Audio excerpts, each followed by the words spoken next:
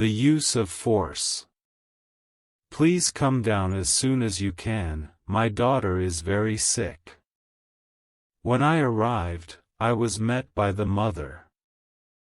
A big startled-looking woman, very clean and apologetic, who merely said, "Is this the doctor?" and let me in. She added, "You must excuse us. Doctor, we have her in the kitchen where it is warm. It is very damp here sometimes." The child was fully dressed and sitting on her father's lap near the kitchen table. He tried to get up, but I motioned for him not to bother. I could see that they were all very nervous, eyeing me up and down distrustfully.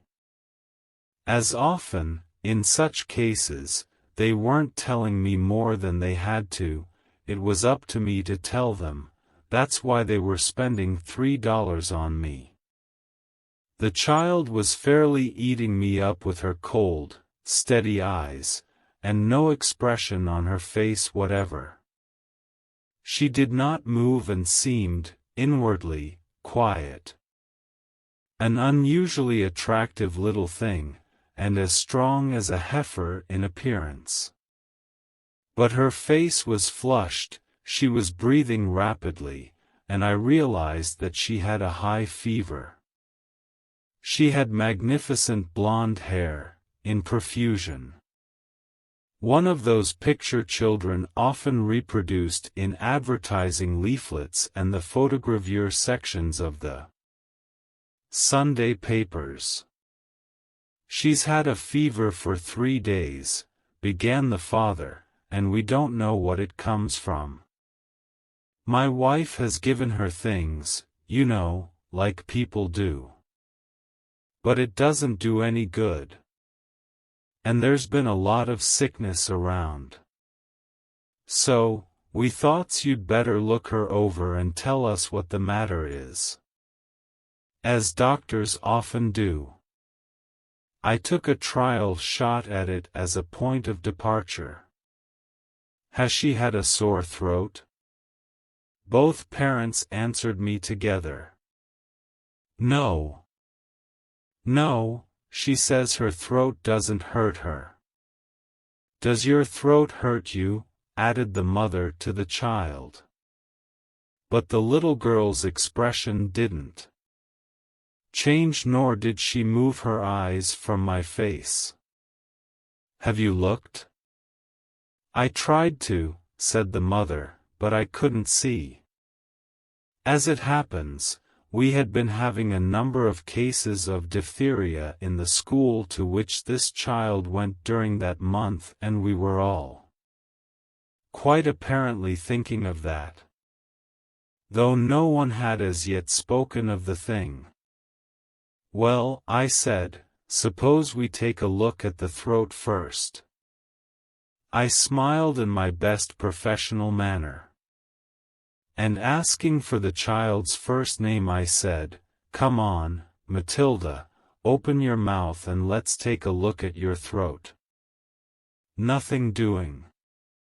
"Ah, come on," I coaxed, "just open your mouth wide and let me take a look." "Look," I said, opening both hands wide, "I haven't anything in my hands. Just open up and let me see." "Such a nice man," put in the mother. "Look how kind he is to you. Come on, do what he tells you to. He won't hurt you." At that I ground my teeth in disgust. If only they wouldn't use the word "hurt," I might be able to get somewhere. But I did not allow myself to be hurried or disturbed, but speaking quietly and slowly, I approached the child again. As I moved my chair a little nearer, suddenly with one cat-like movement, both her hands clawed instinctively for my eyes, and she almost reached them too. In fact, she knocked my glasses flying and they fell, though unbroken, several feet away from me on the kitchen floor. Both the mother and father almost turned themselves inside out in embarrassment and apology. "You bad girl," said the mother, taking her and shaking her by one arm. "Look what you've done." "The nice man." "For heaven's sake," I broke in. "Don't call me a nice man to her. I'm here to look at her throat on the chance that she might have diphtheria and possibly die of it. But that's nothing to her. Look here," I said to the child, "we're going to look at your throat. You're old enough to understand what I'm saying. Will you open it now by yourself, or shall we have to open it for you?" Not a move. Even her expression hadn't changed. Her breaths, however, were coming faster and faster. Then the battle began. I had to do it. I had to have a throat culture for her own protection. But first I told the parents that it was entirely up to them. I explained the danger but said that I would not insist on a throat examination so long as they would take the responsibility. "If you don't do what the doctor says, you'll have to go to the hospital," the mother admonished her severely. "Put her in front of you on your lap," I ordered, "and hold both her wrists." But as soon as he did, the child let out a scream. "Don't, you're hurting me. Let go of my hands. Let them go, I tell you." Then she shrieked terrifyingly, hysterically. "Stop it. You're killing me. Do you think she can stand it, doctor?" said the mother. "You get out," said the husband to his wife. "Do you want her to die of diphtheria? Come on now, hold her," I said. Then I grasped the child's head with my left hand and tried to get the wooden tongue depressor between her teeth. She fought, with clenched teeth, desperately. But now I also had grown furious at a child. I tried to hold myself down, but I couldn't. I know how to expose a throat for inspection. And I did my best.